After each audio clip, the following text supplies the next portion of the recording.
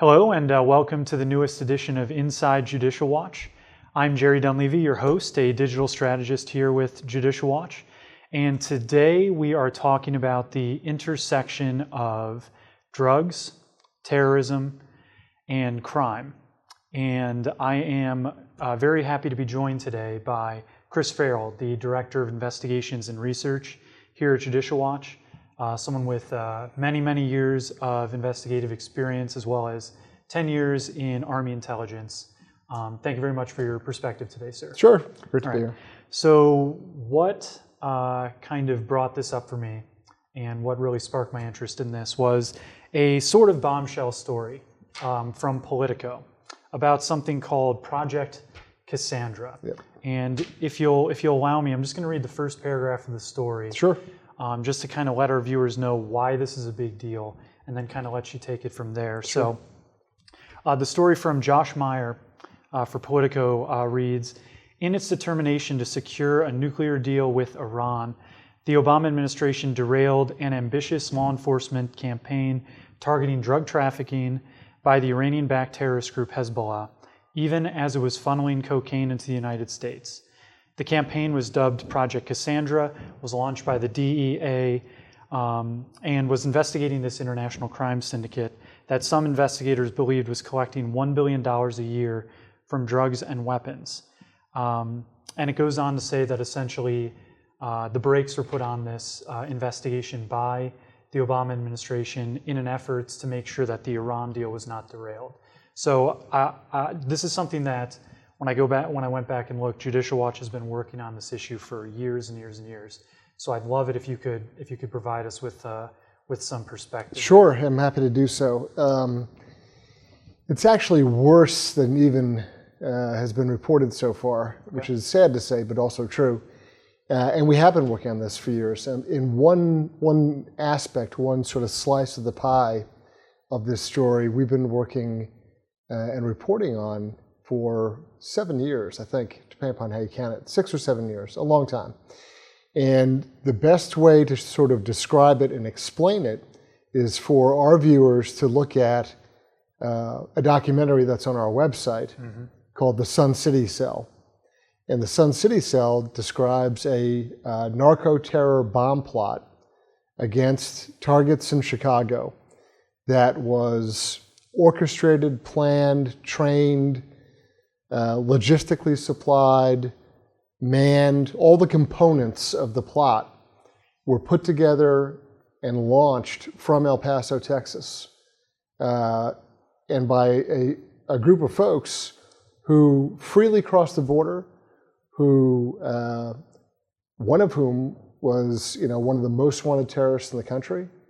Another, years later, would be apprehended by the FBI and then flipped, and then he would himself kind of go nuts and threaten. He drove through Chicago, leading the police on an 80-mile-an-hour chase with an ISIS flag flying out of the side of his car, pulled into a gas station in Chicago and told the police that the car was loaded with explosives and that he was going to blow up the entire city block. And so, we reported on this. Our reporting was met with a thundering silence. There was very little coverage, but that's why we made the documentary Sun City Cell, because this isn't rumor. These are court documents we've obtained. I have photos and names and dates and places and people, all of it detailed. And in fact, one section I think that's interesting that lines up perfectly with the reporting about Hezbollah activities is the use of used car lots and car junkyards as sort of the legit business front end of criminal activity and terror organizing, because it gives people a place to happen, right? It gives them a business. It gives them a place to conduct, transfers of money, right? So it's the legit front end of a criminal terrorist enterprise. So what you're saying is that in the Politico article, it details Hezbollah setting up sort of shell businesses and that sort of thing, including used car dealerships and that sort of thing. And you're saying this is not just limited to this Project Cassandra investigation of Hezbollah, but we're talking there are other terrorist organizations operating the same way near the southern border and that sort of thing. And in the Sun City cell, you see video of me driving along telling my cameraman, hey, look out to your left. Do you see that used car dealership? That's one of the ones used by the terror bomb plotters back in 2009. And so this isn't guesswork. We're not thinking that we're putting the pieces together. I can go on the ground and show you where these people were operating. And it's not just used car dealerships. They also love to use junkyards. In fact, there's one, I think it's a franchise across the country called You Pull It. Mm-hmm. And the idea is that you literally pull up to the junkyard, and if you need a bumper or quarter panel or whatever, you're allowed into the junkyard to get parts. And that, I know, there's at least 2 locations in El Paso that have very shady connections with people. So, the Sun City cell is a tremendous kind of primer on this whole subject. I've previously talked about and reported on, Hezbollah as a terrorist organization. They like to make money. Yes. So Al-Qaeda doesn't. ISIS, they kind of do their own thing. But Hezbollah's MO, their way of operating, usually involves financing their own operations. And some people have joked and said, well, that's because they're Lebanese, or, this kind of an idea that somehow they're in business to do what they want to do. But the lesson really is that they will use both legitimate and illicit means of business to generate income. And probably one of the most outrageous examples of that is in Juarez, Mexico, right across the river from El Paso, where Hezbollah is running a counterfeiting operation. They're counterfeiting U.S. money in a warehouse on a street called Waterfill. I know where it is. Law enforcement knows where it is. Yeah. The intelligence analysts at the El Paso Intelligence Center, EPIC, they know where this is. And this counterfeiting operation run by Hezbollah, out of this warehouse, they use a taxi firm as the legit front end of the business, which is ideal, right? Because you have cars moving around both sides of the border. You can dispatch them by radio. You have people coming and going, right? It's the perfect sort of busy, cash-intensive front-end business that you would want to move people, to move counterfeit money, to move, for that matter, drugs, weapons, all sorts of things. Mm-hmm. What better way to have a business than to use that as the front end for this illicit activity? And I brought this up to people. This is not the first time I've discussed it. I've discussed it with other people in government, in law enforcement, in the intelligence community, and they all kind of smile and nod their heads and go, yeah, that's really horrible. But I always wonder, what are they doing about it, right? That's the real big question. Well, and let's put it in perspective, real quick about what Hezbollah is, right? This is an international terrorist organization, yep. Heavily backed, sort of considered a proxy of Iran. Yep. Probably most famous for the Beirut bombings of the U.S. barracks there. Yep. That killed 241 Americans back in '83, and then and that sort of thing. So Hezbollah, obviously, this is a deadly terrorist organization, but like you said, likes to make money. They do. And so this is well known. Obviously, this report comes out. We've been doing reporting on it for years. That's true. Talk with me about what has the DEA been doing? What has Justice been doing? What's the FBI been doing? What have these? Because this seems like something of an open secret in many ways. It is, and that's one of the most frustrating things about it, and frankly, it's one of the most scandalous things about it, is that it is an open secret. My hat's off to this guy, the reporter at Politico, for putting this together in such a coherent and compelling package, and that it got the attention that it's gotten. But again, this is reporting we've been doing for years, and we've faced the active opposition of the Department of Justice and the FBI. When we did reporting on this, the now disgraced, corrupt former FBI Director Comey referred to it as nonsense. Mm-hmm. Doesn't seem to be nonsense, does it? And so now we have these revelations and these admissions and all sorts of details. There's still efforts to knock the story down because people are terribly embarrassed by it, because they look complicit with terrorists and with drug dealers and counterfeiters and bad guys. And so there's still people that are leery about it and very afraid of it, and they'll try to run away from it, or, oh, that's been debunked, or that's hysterical, or that's rumor mongering, or any effort to marginalize or sensationalize the reporting to make it seem, wacky or something. It's not wacky, it's very real. And what you're saying is, I mean, this article by them, this is not some one-off thing. No. We've established a pattern here at Judicial Watch of seeing sort of these connections between terrorist organizations, working with cartels, getting involved in drugs and that sort of thing. And this is one of the greatest, sadly, it's one of these myths. It's a mythology within the intelligence community. And frankly, up until a couple of years ago, a good friend of mine told me they were still having this debate. There's no debate, but there's still people, analysts, who like to go round and round, particularly in Homeland Security, where they say, well, the cartels, they would never deal with terrorists because, that might disrupt their drug trade. And that is the biggest load of baloney imaginable. Look, this is a business. It's a business about trafficking and smuggling.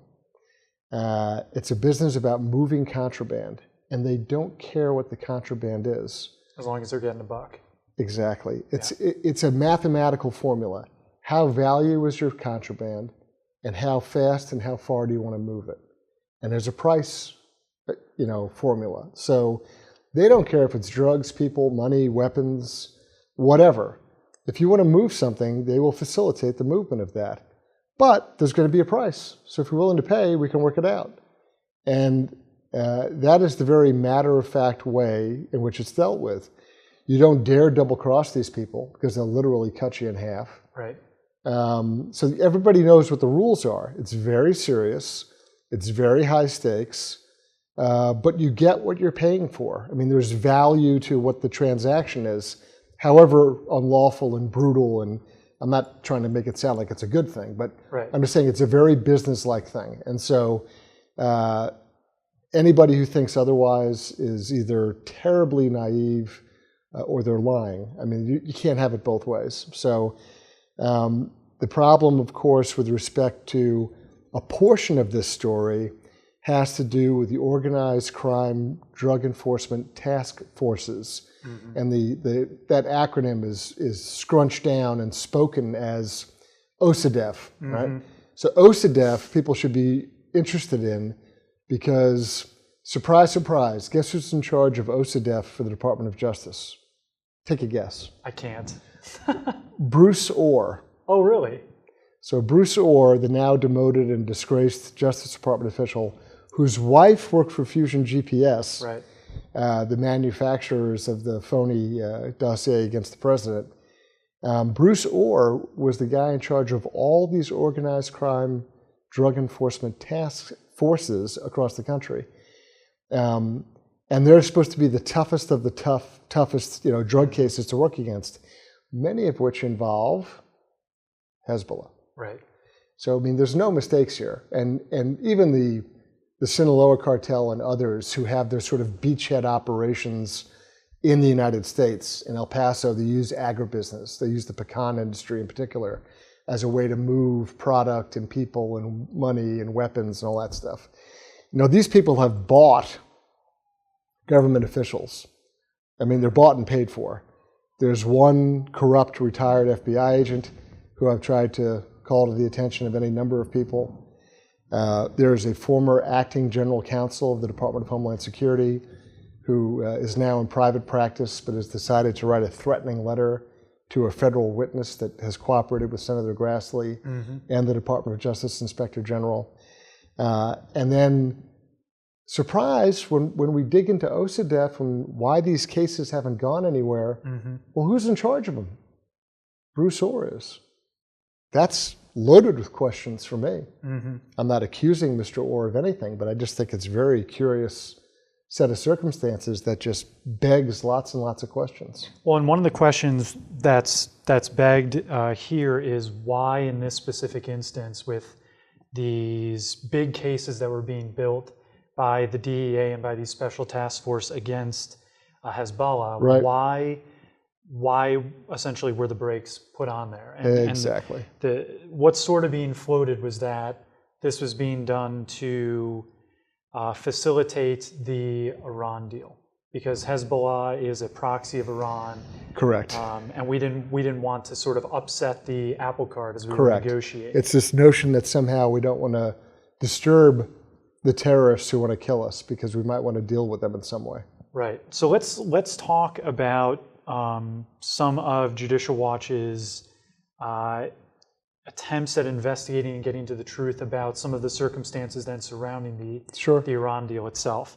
I know for a fact that we have a Freedom of Information Act request out about we made a $400 million cash payment to Iran as part of a $1.7 billion settlement payment that we ended up making to them.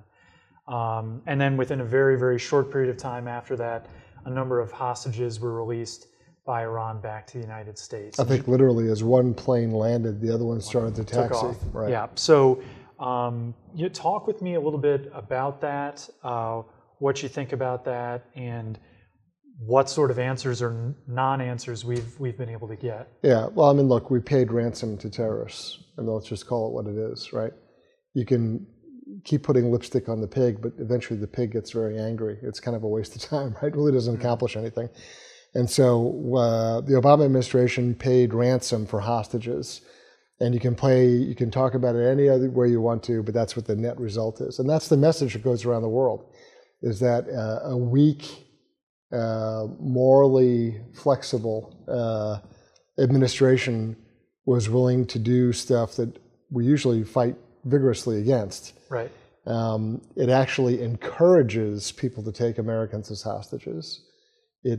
Because you get what you subsidize, right? That's one of the laws of economics. Yep. And so when you subsidize hostage takers and end up funding the largest state sponsor of terror in the world, guess what's going to happen? This sort of thing. Yeah.